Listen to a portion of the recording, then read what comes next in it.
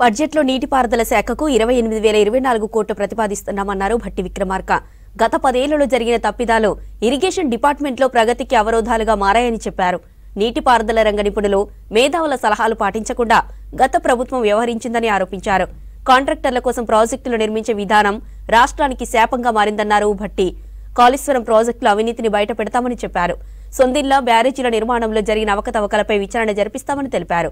తక్కువ ఖర్చుతో పూర్తయ్యే ప్రాజెక్టులను కంప్లీట్ చేస్తామన్నారు భట్టి. రాష్ట్రం నీటిపారుదల రంగంపై విశేష శ్రద్ధ చూపిస్తే అద్భుతాలు సాధించడానికి 10 ఏళ్ల కాలం సరిపోతుంది. అయితే ఈ దశాబ్ద కాలంలో అనుసరించిన ఒంటెద్దు పోకడ సాగునీటి రంగాన్ని, ఆర్థిక రంగాన్ని అతలాకుతలం చేసింది. కాంట్రాక్టుల కోసం ప్రాజెక్టులు నిర్మించే విధానం తెలంగాణకు శాపంగా మారింది. లక్షల కోట్ల రూపాయల ఖర్చులో అవినీతి ఎంతో తేల్చాల్సిన బాధ్యత మాపై పడింది. అందుకే కాళేశ్వరం ప్రాజెక్టులోని మేడిగడ్డ, అన్నారం, సుందిళ్ల బ్యారేజీల నిర్మాణంలో జరిగిన నాణ్యతా లోపం, అవినీతి కార్యక్రమాలు, అనాలోచిత విధానాలు, అవకతవకలపై విచారణ జరిపిస్తామని మేము ప్రజలకి మాటిచ్చాం. ఆ మాట నిలబెట్టుకునే దిశగా కార్యాచరణ ఉంటుంది.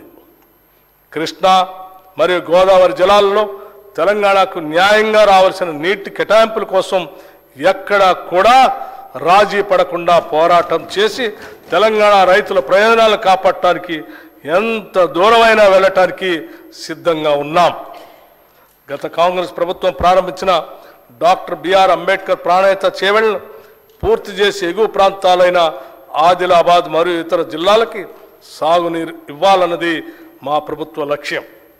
ప్రస్తుతం నిర్మాణంలో ఉన్న నీటిపారుదల ప్రాజెక్టులో తక్కువ ఖర్చుతో తొందరగా పూర్తి చేయగలిగే, ఎక్కువ ఆయకట్టుకు నీరు అందించే వాటిని సత్వరమే పూర్తి చేయాలనేది ప్రభుత్వ ఆలోచన.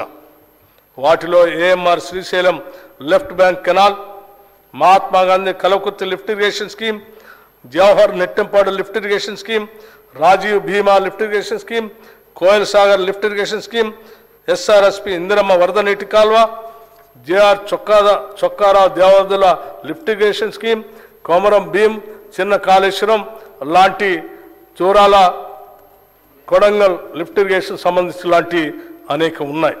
ఈ బడ్జెట్లో నీటిపారుదల శాఖకి 28,024 కోట్ల రూపాయలు ప్రతిపాదిస్తున్నాం.